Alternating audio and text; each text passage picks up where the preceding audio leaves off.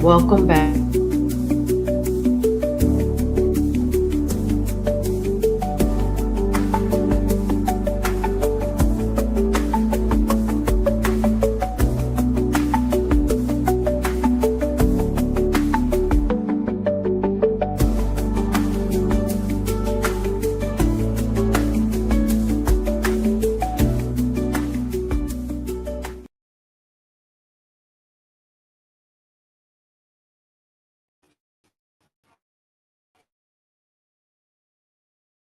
Like, share, subscribe. Again, I pray my subscribers. Thank you for the opportunity. Thank you for giving me a chance. And as soon as I get enough followers, there is going to be a giveaway, cash. All right, we're going to get right into it because I'm trying to, it's 11 p.m. and I got a funeral to go to. Sad funeral too. It's a baby, my little cousin. I mean, an infant. It's so sad. But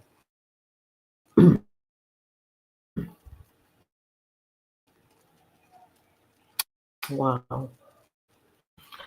Okay, so you see what the title is? The Department of Justice charges 10 pharmaceutical companies with unlawful sale of opiates. And then we got various topics related to opiates as well. Like, share, subscribe, leave a comment. Please hit that like button. All right, let's get into it. Today, the department is announcing charges against 10 individuals affiliated with pharmaceutical distributors alleged to have funneled millions in opioid pills. Now, StreamYard, I ain't been on you. Now you're going to start tripping. Come on now. To pill mill pharmacies, mostly in the Houston, Texas area. These drugs had an estimated street value of over $1.3 billion. Of the defendants' executives' actions on behalf of distributors. 6 of these 10 defendants have already pleaded guilty. According to charge documents, the defendants in New York and they targeted pill mill pharmacies in that area that would pay above rates for the drugs because the drugs had an inflated value on the black market. Mm-hmm. In addition to charges against these 10 defendants, we are also announcing the guilty pleas of 3 pharmacy operators who sold the drugs they bought from the distributors onto the streets of Houston. Again, these 13 states. Come on now. Our message is clear.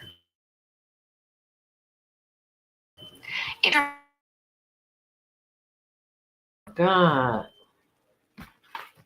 Come on, stream. We just gonna let it rest for a minute. I'm gonna light a cigarette. That's what I'm about to do.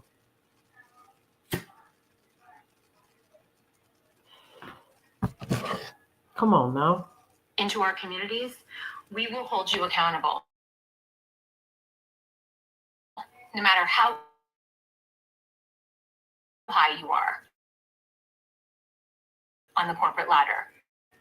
And we will use every tool at our disposal. Damn.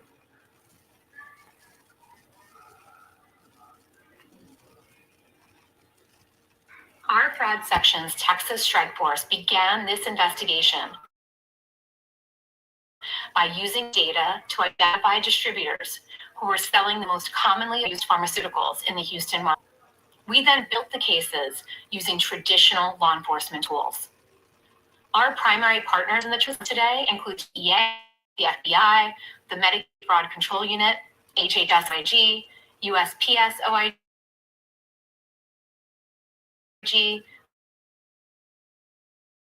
the FDA, Broward Sheriff's Office, and the Police Department.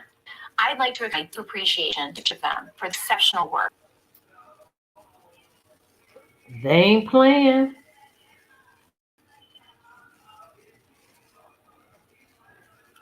So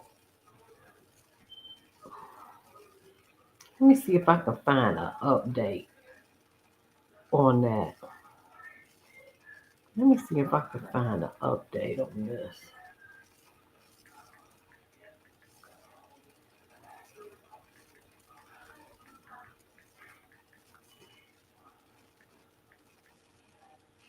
Pharma CP.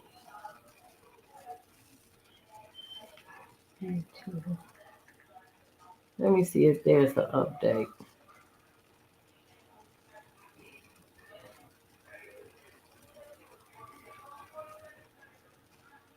Oh, so the Department of Justice continues to actively investigate and prosecute pharmaceutical companies for price fixing, kickback schemes, blah blah blah. That was it.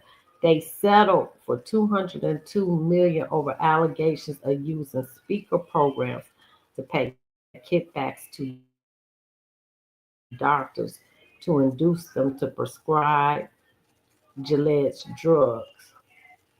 Paid 3.6 million to resolve allegations that they caused false claims for fentanyl drug Lazanda, which is approved only for breakthrough campaign, resulting in defendants charged in connection with over 14.6 billion in intended losses for various healthcare fund schemes, including illegal opioid distribution. The DOJ's ongoing investigation has resulted in charges against several generic pharmaceutical companies and executives.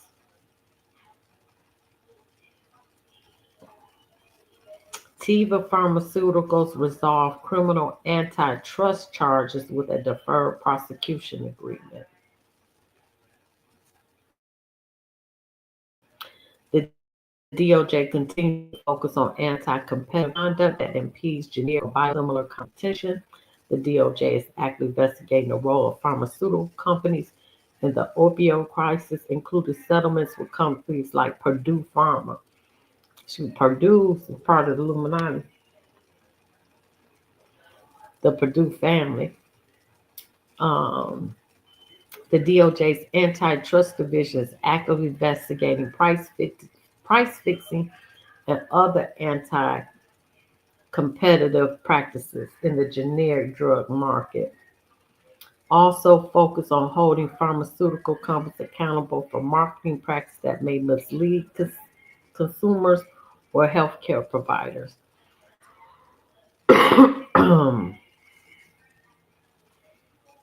They have an anti-kickback statute prohibits offering or paying anything of value to induce referrals for services covered by government healthcare programs. The antitrust laws is used to prosecute companies for price fixing, bid rigging, and other anti-competitive practices. I didn't even know we have a False Claims Act used to prosecute companies for submitting false claims to government healthcare programs like Medicare and Medicaid.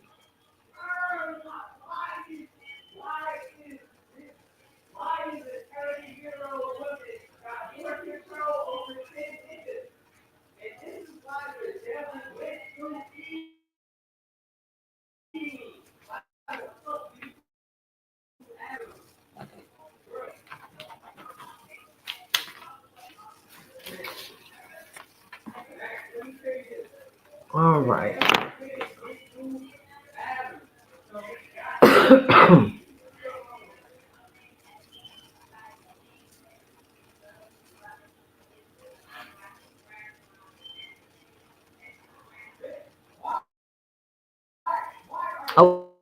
Okay. Anyway, because my son up there. Close your door. Two doctors, drug deal, and they call these two doctors drug dealers in white coats, charged with illegally distributing millions of dollars of opioids. This is in Michigan. Two Michigan doctors.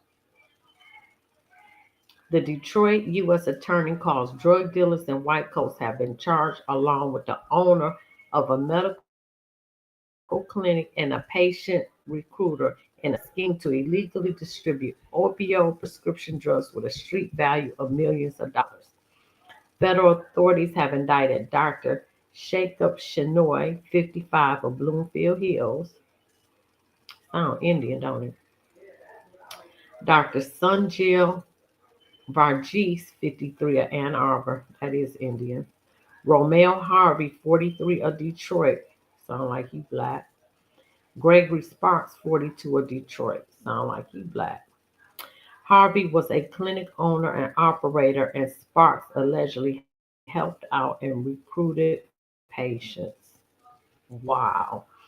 The indictment alleges that from November 2023 to June 2025, Dr. Shinoy conspired with Dr. Magella, Harvey, Sparks, and others to issue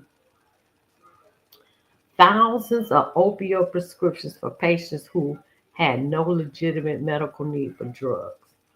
According to the indictment, Dr. Shinoy and Dr. Magella issued prescriptions for more than 400,000 doses of Schedule II opioids, oxycodone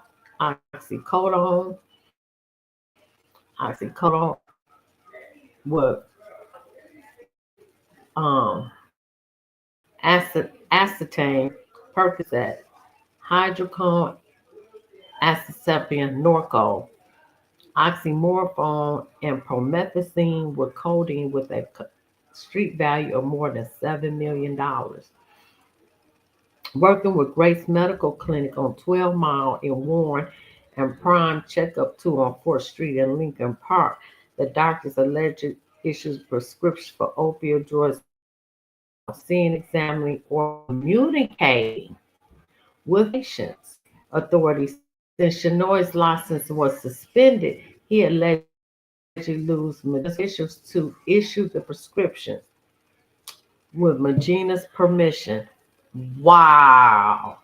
Medicare and Medicaid programs were also fraudulently billed for over 1 million in medically unnecessary prescription and maintenance medications. Doctors take an oath to do no harm in the care for others.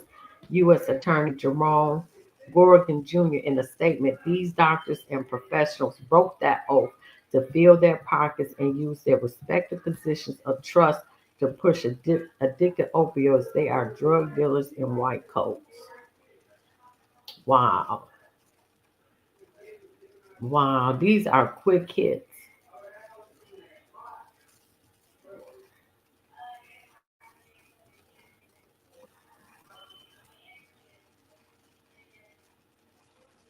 Oh no, that's going to be something else.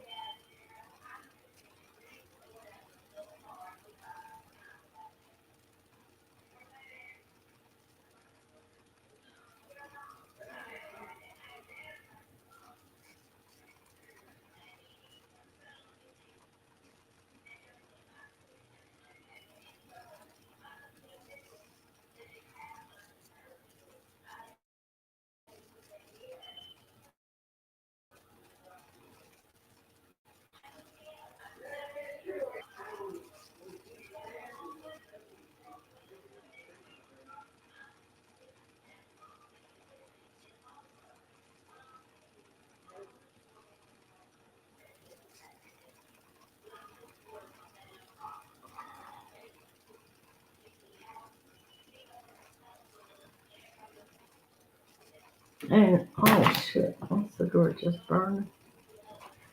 Hold on, I'm getting to these.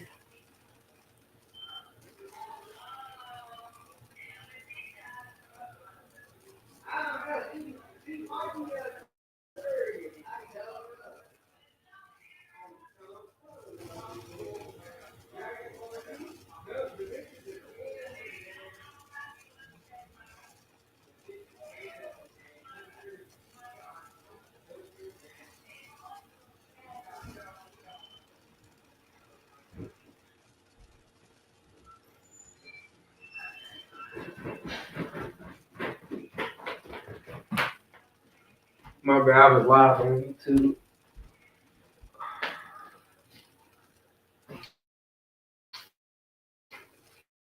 You had a lot of people in that Mama Dub video. Yeah, when I do them on my phone, but not okay. So, man who left bag of now this is the stupidest criminal ever. Man who left bag of 2,300 pills containing fentanyl at an embassy suite sent to prison. This is him. You can't make this up.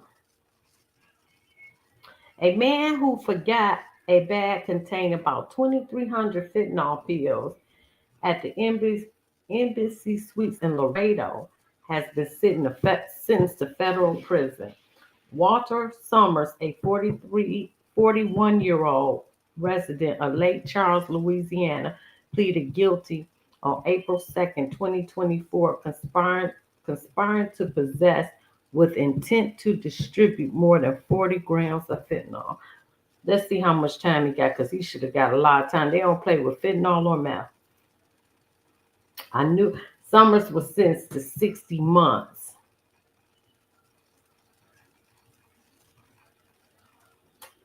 in federal prison, followed by 4 years of supervised release. Summers remains in custody pending transfer to the Federal Bureau of Prisons facility to be determined in the near future.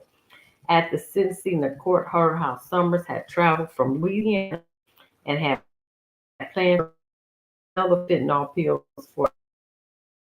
Authorities also noted that Summers had numerous prior convictions and contacts with police.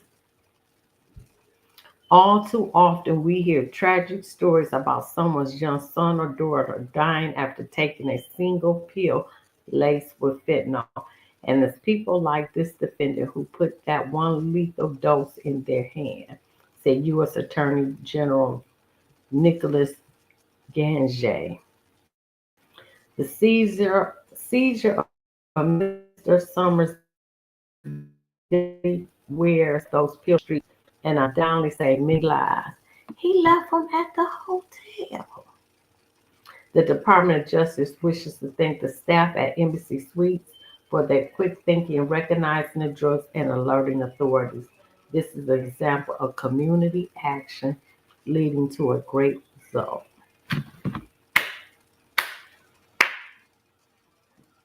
Drug Enforcement Administration's acting special agent in charge, William Kimball of the Houston Division, said the DA's diligent investigative efforts helped save countless lives. The DEA is unwavering in its commitment to eradicate these dangerous drugs from our neighborhoods and bring those responsible to justice. The case dates back to December 23rd, 2023, when Laredo police officer responded to a call at the Embassy Suites hotel found what they believed to be drugs in one of the rooms while trying to clean it. Officers were on the scene when they observed Summers attempting to get back into the room. Summers claimed he was only there to pay for a television he had broken. Police searched the room and found a silver zipper bag containing several clear plastic. Authorities confirmed that Summers had been staying at the room, that he had checked out earlier before returning to the hotel. A laboratory analysis of the pills contained fentanyl. The investigators revealed the source of supply was from Sonora, Mexico. He was dealing with the cartel. And I done deleted this damn article. He was dealing with the cartel because it's Sonora cartel. The investigation revealed Summers had traveled with Louisiana to meet a friend in South Texas. In messages between the two, they discussed collecting money and acquiring narcotics. In one audio message, the individual told Summers if he sent 700 or 800 that evening, someone would front them 3,000 pills. The friend also sent Summers a video of him holding 3 bags of blue M30 pills that were identical in size, shape, and packaging. The DA and Laredo Police Department conducted the investigation.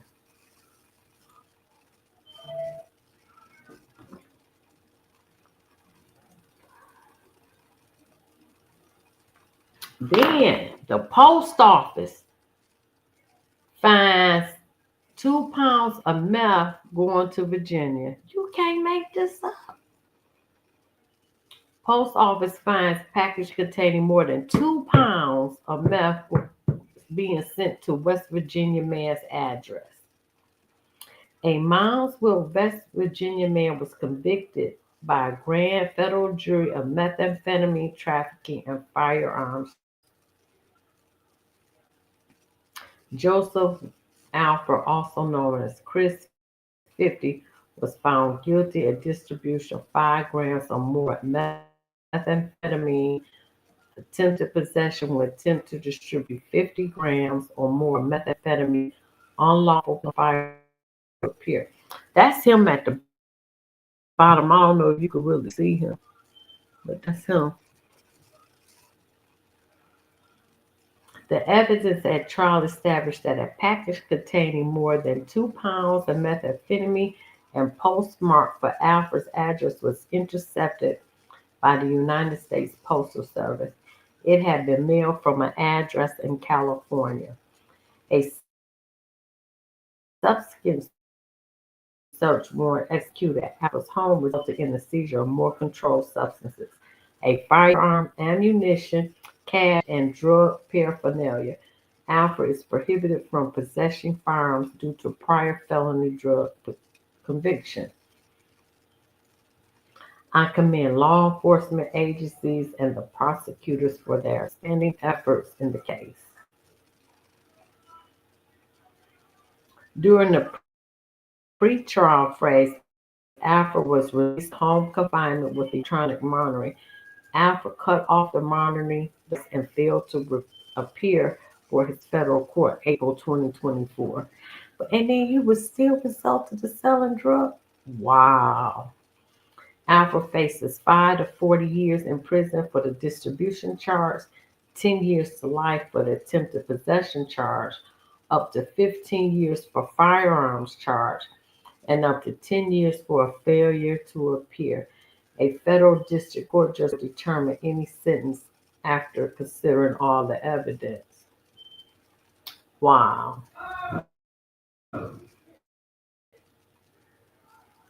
Okay, I think I got more associated with.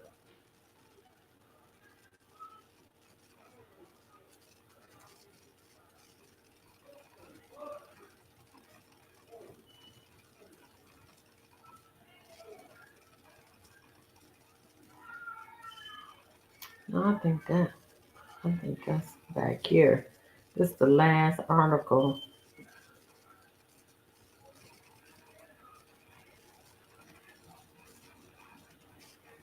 Yep, here you go.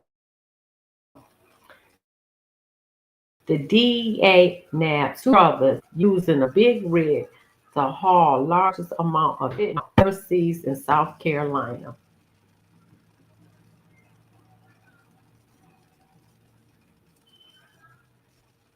On July 22nd, 2025, brothers Alberto Landeras, 26, and Chris Landeras, 23, of Delano, California, were indicted on charges of conspiracy and possession with intent to distribute fentanyl and methamphetamine. The charges stem from the repair of coordinated traffic stops in Lexington and Richland County conducted on July 2025. Inside a tractor trailer that was transporting products with legitimate business purpose, law enforcement found large packages of illegal narcotics. Law enforcement seized 156 pounds of fentanyl, 44 pounds of methamphetamine in total from a tractor trailer. The drugs are to be The U.S. Attorney's Office said this is believed to be the largest seizures of fentanyl in state history. The Rio Landers brothers face a maximum sentence of life in prison. This isn't just a drug bust, it's a life saving intervention on an unprecedented scale for our state. Law enforcement has been working together at every level to keep South Carolina safe, and we're committed to ending poison in our communities. The DA and our partners are working hard.